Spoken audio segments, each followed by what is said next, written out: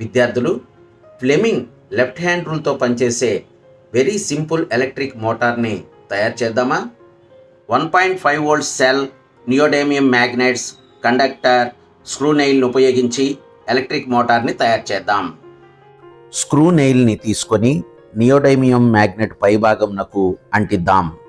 Screw నెయిల్కి ఉన్న sharp టిప్ని cell యొక్క negative టెర్మినల్కి అడుగు భాగంలో అటాచ్ చేద్దాం.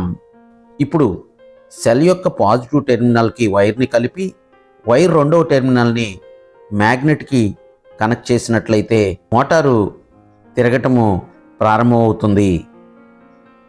విద్యార్థులు, ఫ్యాన్లో ఉన్నటువంటి మోటారు ఏ సూత్రంపై ఆధారపడి పనిచేస్తుందో మీరు కామెంట్ బాక్స్లో తెలియచేయండి.